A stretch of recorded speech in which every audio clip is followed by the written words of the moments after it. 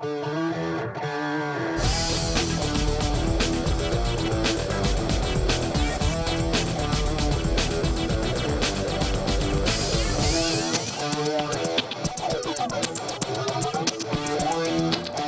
tal? ¿Cómo están? Bienvenidos a este último programa, este último Vigo a Debate de este año 2017. Un programa en el que repasaremos algunos de los momentos más destacados que nos ha dejado este año, marcado por la recuperación económica, pero también por los efectos del cambio climático, la sequía, los incendios devastadores que arrasaron los montes de Galicia, muy especialmente en el área de Vigo. Otros titulares que han despertado debate son la candidatura de CIES como Patrimonio de la Humanidad, con la confrontación generada entre Concello de Vigo y Xunta de Galicia, que presentó su propia candidatura para el conjunto de las Islas Atlánticas. También la ruptura de la puesta en marcha del área metropolitana, que terminó suspendida, y en los tribunales, de donde todavía no hemos conseguido que saliese. Este tema fue, de hecho, el primero que tratamos en esta mesa de debate, esta misma, nada más empezar el año. Lo hacíamos con los alcaldes de Redondela, de Cangas, la alcaldesa de Oporriño y el teniente de alcalde de Vigo, Carlos López Font.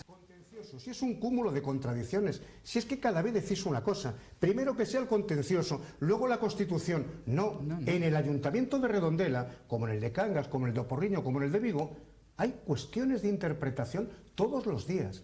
Es absolutamente falso lo que se está diciendo sobre el convenio. Es absolutamente falso decir que el Ayuntamiento de Vigo no está integrado en el transporte metropolitano. Por favor. La tarjeta azul que acabas de enseñar, permítemelo, la tarjeta azul, esa tarjeta azul que acabas de enseñar, no la puedes utilizar en Vigo por culpa de la Xunta de Galicia. Venga, hombre. Porque está, déjame, porque está torpedeando la verificación de las máquinas de Vitrasa, tal cual. Que de eso, lo que están haciendo es una campaña de intoxicación, que es lo que le va a su jefe, para montar confrontación con todo el mundo. Con la Xunta, con Fomento, con el Celta, con todo el mundo. Aquí, ahora, también con los concellos. Con los concellos que están contribuyendo para que Vigo sea más grande. Eso no lo ve el alcalde de Vigo. El alcalde de Vigo, bueno, si su firma no vale, el mundo está tomando nota. El mundo está tomando nota que lo que firma el alcalde de Vigo no vale. Porque hoy no está dando respuesta a lo que tiene firmado. Nosotros tenemos la facultad de hacer un propio transporte metropolitano. Dejen que la Xunta se deje de hacer juego de trilero, que le deje adaptar las máquinas para que Vigo se integre tal como lo interpreta y resuélvase la diferencia tal como dice el propio convenio ante el contencioso, si no tiene más cuestión. Boicoteando a área, non participando nela, non conseguimos nada. E eu non vou defender a Abel Caballero, que non é a miña función defender a Abel Caballero, pero sí que vos digo unha cousa, digo-vos unha cousa, coa área parada, neste caso Vigo está forrando un dinheiro, Cangas pon 85.000 euros ao ano para o plan de transporte metropolitano, e eu creo que Vigo acometa a súa parte. E se non estamos de acordo coa interpretación que fai Vigo, vayamos ao contencioso a imponer la interpretación. El juez dice que son tres los motivos, y entre ellos porque el transporte, Vigo no se ha incorporado al transporte metropolitano, y el propio juez dice que sin eso sería una quimera al área metropolitana, y los acuerda la suspensión por tres motivos. Ese es uno. Ojalá solo fuese por ese, porque si solo fuese por ese, es decir, que Vigo hubiese entrado en el transporte metropolitano de acuerdo con el convenio que había firmado, eso se resuelve enseguida. Basta un acuerdo del Pleno del Ayuntamiento de Moaña, un acuerdo del Pleno del Ayuntamiento de Gondomar, y estaba resuelto el problema. El problema no es ese, el problema es que Vigo no se ha incorporado al transporte metropolitano, y sin la incorporación, de acuerdo con lo que dice la ley, no puede funcionar el área. Y se advirtió, y al juez lo ha dicho, y ha acordado en ese auto la suspensión del área metropolitana, porque, entre otras cosas, Vigo no se ha incorporado al transporte metropolitano a pesar de firmar ese convenio ya en el mes de julio del año pasado. A área non entra en funcionamento porque o transporte de Vigo non está. O dice un xuiz, pero dice algo máis. Algo que pensaban algúns o día da Constitución, que algúns estábamos tolos. Eu exercía como voceira e podía haber a moitos alcaldes, cando eu estaba intervindo, que se poñían cunhas gesticulacións e se reían. O que eu decía, o está dicindo o xuiz. Eu decía, non ten ningún sentido que continuemos porque falta algo importante.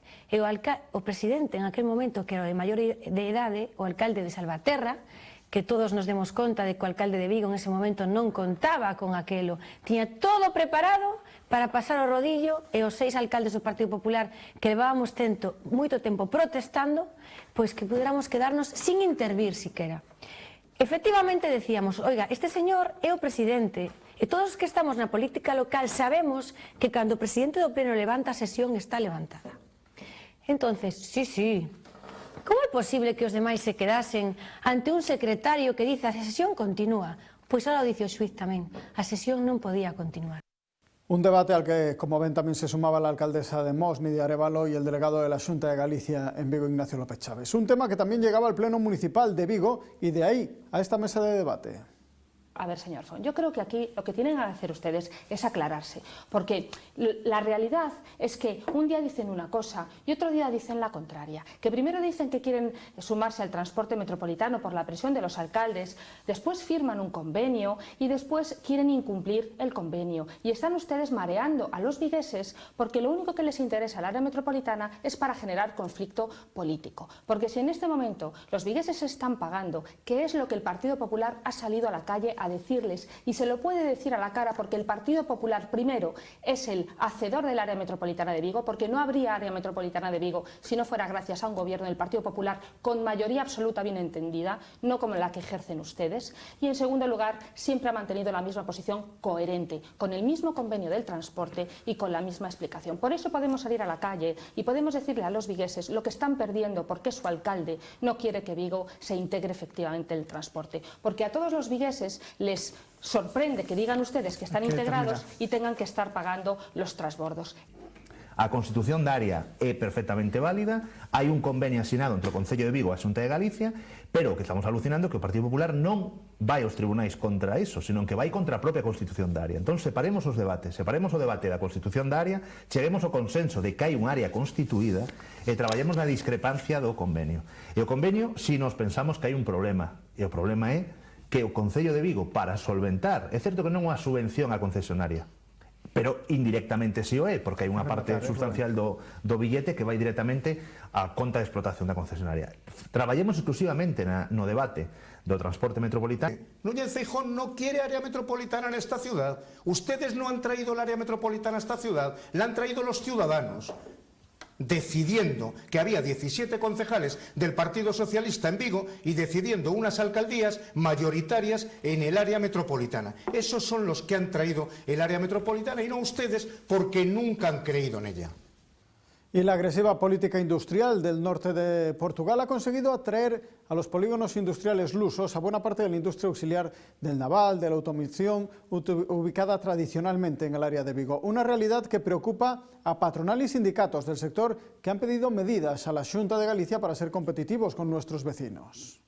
O gran problema que ten o sector do automóvil nesta comarca día de hoxe son estas 23, e falta algunha, empresas que no último ano anunciaron que se van a abrir centros en Portugal.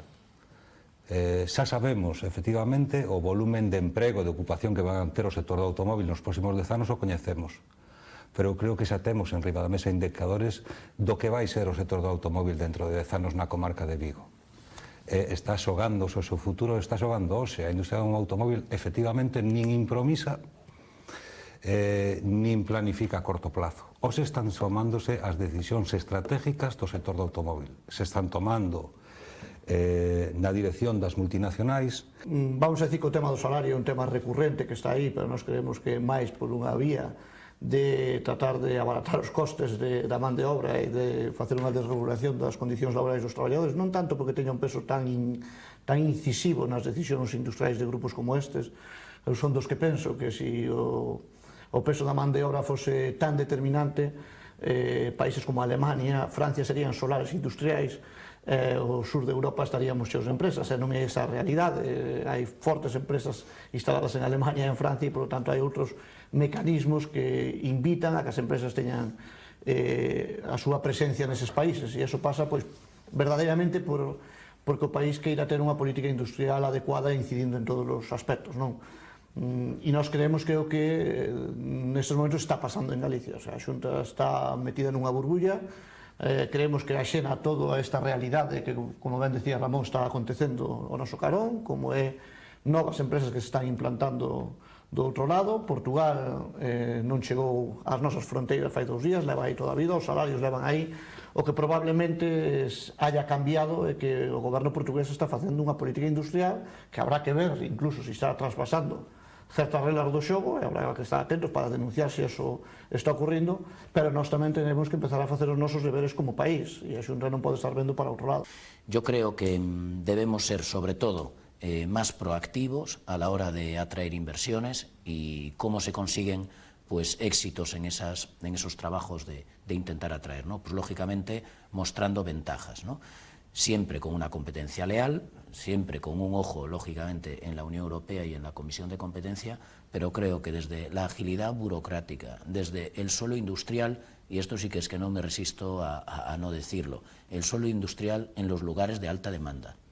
Es decir, una multinacional de automoción no se va a instalar en paz, bueno, prefiero no decir el ayuntamiento, pero en algunos ayuntamientos. Esas multinacionales se instalan en donde se instalan, en los polos industriales mayoritariamente, ¿no? Por lo tanto, nosotros pedimos a la Xunta de Galicia insistentemente en los últimos años que adoptase una política básicamente de rebaja de suelo industrial, de rebaja del precio del suelo industrial. Se han hecho muchas cosas, yo creo que se han tomado medidas en número mucho mayores que las que se habían adoptado pues, en los anteriores 10 años, pero no es suficiente para nada. Es decir, nosotros, y nosotros como patronal, para nada nos sentimos conformes con que este aspecto del precio del suelo laboral quede así. Un tema que también hemos analizado con los representantes de los 3 grupos políticos presentes en la Corporación Municipal de Vigo. Entendemos que falsea claramente la competencia en los intercambios comerciales y evidentemente perjudica de forma muy notable a la industria viguesa. Por lo tanto, creemos que tanto los gobiernos estatales como autonómicos que tienen claramente la competencia en este aspecto deben preocuparse, deben adoptar medidas y deben de establecer un esfuerzo de colaboración, pero también de exigencia a la hora de hacer cumplir las normas de la Unión Europea, las normas de competencia. La Xunta de Galicia y el Gobierno Central, desde el minuto 1 que han detectado este problema, han iniciado digamos que han adoptado medidas para abaratar el suelo industrial, de tal forma que no sea el problema del suelo, un problema a la hora de poder instalarse o a la hora de desinstalarse empresas de la ciudad de Vigo y de toda Galicia. De hecho, no solo es el Gobierno Central, sino a través de la zona franca, que depende del Gobierno Central, pero a través de la zona franca donde hai mucho suelo industrial que se ha abaratado.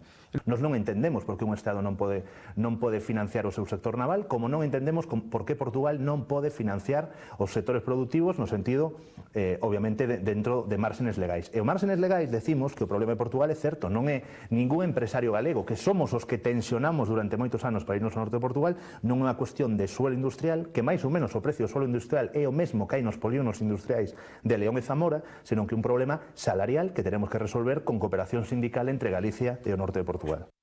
También en Vigo Debate hemos hablado sobre turismo, en un momento en el que los aeropuertos parecen haberse convertido en una herramienta de competencia turística muy interesante. Hemos analizado las posibilidades de Vigo como destino turístico, hablamos de gastronomía, de playas, de naturaleza, de cultura y un largo etcétera, que ahora lo que tenemos que hacer pues es sencillamente saber vender al exterior. Es la primera vez que una institución, en este caso la Xunta, nos da la responsabilidad de desarrollar el plan integral desde a las entidades privadas, sector, ¿no? Desde el propio sector. Nosotros no lo hemos encargado a una asesoría ni a una consultora, ni lo estamos desarrollando nosotros mismos, lo que es el propio clúster. El clúster, para que la gente nos entienda, es la asociación de asociaciones de temas de turismo. Eso es un clúster, como clúster, o clúster. Vale, pues, castellano, sí. A partir de ahí, pues muchas mesas, mucho diálogo, muchas prisas también por hacer algo que nunca hemos hecho. También muy inteligentes desde el punto de vista político, también, porque si nos equivocamos el propio sector, ¿no? Pues hay que reconocer que... No, porque al final la responsabilidad de tomar la decisión de dárselo al sector ese proyecto, pues sigue siendo de los representantes políticos. Más que nada, a la hora también, de pedir responsabilidades... Claro, más que nada también es algo que llevamos reivindicando el sector. Desde luego que la colaboración público-privada, de la que tanto hemos insistido desde el nacimiento del propio clúster, pues se ha palpado ahora en la propia elaboración de este plan estratégico. Sin duda alguna, el sector, como bien dice César, se ha puesto las pilas. Hemos creado un grupo de trabajo a nivel de Galicia con 32 mesas con todo el sector empresarial. Hemos elaborado un plan estratégico partiendo de la primera base de las 3 universidades, de un diagnóstico de las 3 universidades gallegas, y desde luego Vigo, como parte de este plan de Galicia, también tiene mucho que decir, y el tema de las CIEs también está presente en este plan estratégico. ¿Por qué a partir de las universidades? Bueno, pues que porque creemos... a priori uno puede pensar que no tiene mucho que ver el turismo con la universidad. Bueno, más que nada como estudiosos, las 3 universidades a nivel turístico, tanto la Coruña, la de Santiago como la propia de Vigo, pues han elaborado un informe, por así decirlo, de la situación en la que se encuentra el turismo en Galicia. Hemos querido ponerlo en manos de ellos pues porque entendemos que son una parte importante del conglomerado gallego. Sin duda alguna el diagnóstico está ahí para ver, es lo que está sucediendo en estos momentos en el turismo, y a partir de ahí pues hay que buscar respuestas. Y los juzgados han demostrado a lo largo de este año que cuando firmábamos un préstamo hipotecario en el banco no solamente estábamos hipotecando nuestra vivienda, por ejemplo, sino también nuestros derechos. Las cláusulas suelo, los gastos hipotecarios y una serie de exigencias reflejadas en la letra pequeña que los juzgados empiezan ahora a aclarar. Si algo tuvo de bueno todo esto es toda la crisis y toda esta avalancha de los derechos de los consumidores amparados además por los tribunales, fue que ha aclarado muchísimo y nos ha ayudado muchísimo a saber que los muchos Davides que somos en este mundo vamos a ser capaces o estamos siendo capaces de destrozar a los Goliat. A raíz de la sentencia de la Unión Europea es cuando sí ha habido un repunte considerable de gente que se ha acercado a las oficinas del Instituto Gallego de Consumo, bueno, pues un poco a informarse, primero que le verifiquemos, como dijo Jaime, si realmente tiene esa cláusula suelo insertada en su contrato. Hay que recordar que para que esa cláusula sea abusiva y nula, estamos hablando siempre de préstamos hipotecarios con un interés variable. Claro, básicamente, es también, porque mucha gente tiene la hipoteca de tipo de interés fijo y dices que no me bajó, ya no te bajó porque no es suelo, sino que tenías un interés fijo. No solo hay que entender que tienen un problema económico, sino que también tienen un problema de hogar, un problema de alimentación. Hay gente con un grado de pobreza más de lo que mucha gente a lo mejor se imagina. Situación de extremo riesgo, incluso de caer en la exclusión social. Sí, sí. El banco te ofrece una devolución. Claro. Ahora lo que hay que hacer es verificar esas cuantías. Claro, y eso es un tema de matemáticas financieras. Eso es un tema de matemáticas financieras y por lo tanto hay que acudir a un profesional que te introduzca los datos. Es relativamente sencillo. Se puede hacer también manualmente, pero claro, todo escritura con escritura. Tienes que estar haciendo una hoja de cálculo para cada amortizaciones parciales, por ejemplo, pero eso es muy importante. Muy probablemente el 80 o el 90% queden matemáticamente precisadas y las demás van a exigir también la corrección, porque la tipología de escrituras tampoco es uniforme.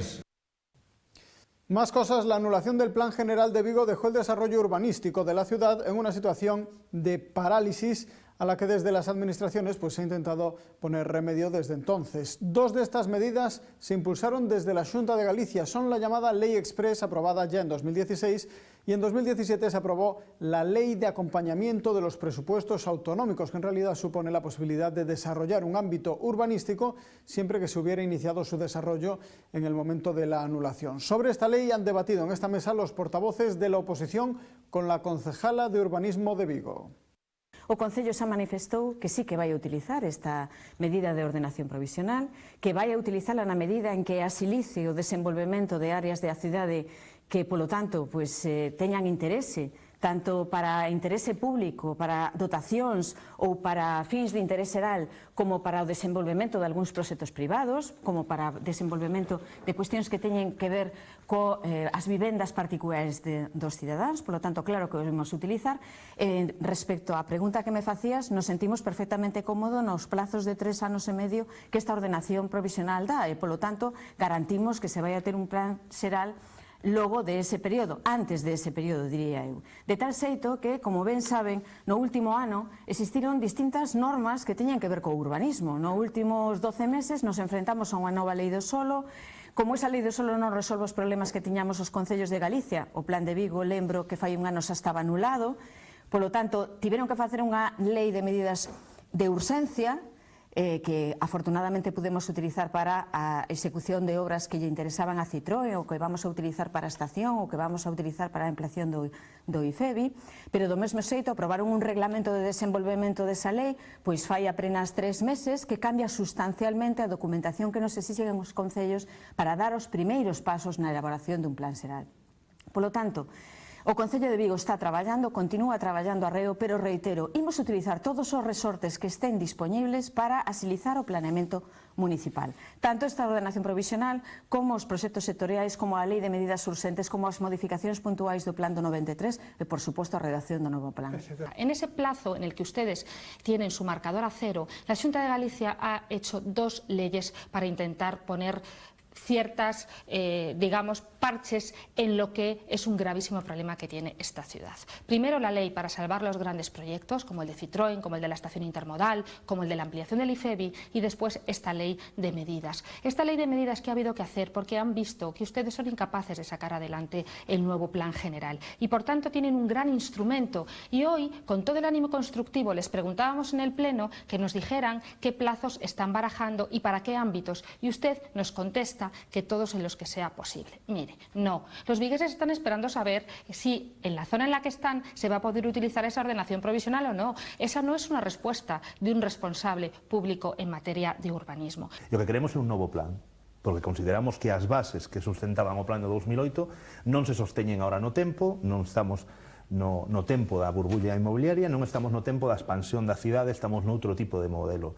E, dende logo, si é certo que perdimos máis dun ano e medio en poder ter ese plan. Certo é que nos colleu a anulación coa aprobación dunha lei do solo e por primeira vez dun regulamento que facía unha especie de remix de outros regulamentos e que posiblemente Vigo forábamos o Concello Covalla que fixera as probas. Pero mellor valía a pena ter traballado para facer unha validación inicial do plan xeral e poder estar traballando sobre o concreto. Que pode abrir isto? Pois para nós unha inseguridade evidente. Porque sí que é certo que os concellos se comprometen en 3 anos e medio a desenvolver un plan, pero ese plan xa vai estar condicionado seguramente polo desenvolvemento de determinados ámbitos e sobre todo sobre determinados proxectos urbanísticos que estén contidos nesta solución. Y la Federación de Padres y Madres de Alumnos de los Colegios de Vigo pidieron a la Xunta de Galicia en varias ocasiones que replantease la distribución y asignación de centros de enseñanza actual basada en un modelo obsoleto y una realidad caducada que hacía que algunos alumnos tuvieran que recorrer cada día cerca de 10 kilómetros. Todos los actores implicados se sentaron en este plató para asentar las bases de una nueva división de la llamada zonificación escolar. Los alumnos de Navia, a los que ahora se pretende llevar a Valladares, han pasado primero por el Celso Emilio Ferreiro, luego por el Álvaro Cunqueiro, después por el Alexandre Bóveda. Ahora pretende enviárseles al Instituto de Valladares. Digo pretende enviárseles porque es una adscripción que se ha establecido sin pasar ningún tipo de trámite, de acuerdo a la normativa vigente, sin publicar ningún tipo de resolución. No hay nada por escrito. Para nosotros ese centro, si uno busca la resolución a las que está escrito, donde está escrito, está al Alexandre Bóveda. Digo que ahora se les pretende enviar a Valladares, donde dentro de unos años no entrarán y por tanto habrá que volver a cambiarlos. Todo esto en espera de que por fin llegue ese estudio que todos queremos y que todos solicitamos. Claro, pero no nos damos cuenta de que las familias de ese barrio van a tener a sus hijos repartidos en centros distintos y lo que supone esto. Nosotros vamos a utilizar a lo que vamos, a la zonificación, a la seriedad, a la responsabilidad, teniendo en cuenta cuatro criterios. El de equilibrio entre las zonas donde están más y menos pobladas. El segundo, el de flexibilización, que se nos permita utilizar el principio de eficiencia. Tercero, el de optimización de los recursos. Aquellos recursos donde podemos utilizar, los utilizaremos, porque no estamos para hacer derroches de ningún tipo. Y cuarto, carácter reversible anualmente de esa zonificación, como decía antes Román. Esos son los cuatro criterios que yo voy a llevar en este tema y por lo tanto pido colaboración a ambas todos para que podamos llevarlo a cabo en puerto. Este Concello de Vigo, en aquel momento que faga falta terreos, porque antes se insinuou determinada cosa, sempre cederá terreos para a parte educativa. Só fai falta comprobar cal é a inversión deste Concello e cal é o traballo nos centros públicos da nosa cidade. Simplemente está aí. Nós nas reunións de directores, pois estas cousas as vemos. E nos pedimos solucións. É dicir, entendo todas as razóns. Entendo as razóns de FOAMPAS, das que pode ser partícipes, as razóns do Concello, de Golga como docente, como concelleira, as de CESA, ben. Ahora, que pedimos? Pedimos poñernos a traballar e facer. Que pretendemos? Pois pretendemos para evitar este tipo de problemas, pois miremos esas zonas en expansión e fagamos con criterios equilibrados, con criterio e con equilibrio, vamos a facer un reparto o máis xusto que se poida dos posibles docentes desas zonas. Pues esto es tan solo el principio, pero tenemos más temas. CIES, Patrimonio de la Humanidad, la sobreventa de billetes a CIES precisamente, o los incendios del pasado 15 de octubre son algunos de los temas que repasaremos a la vuelta de publicidad.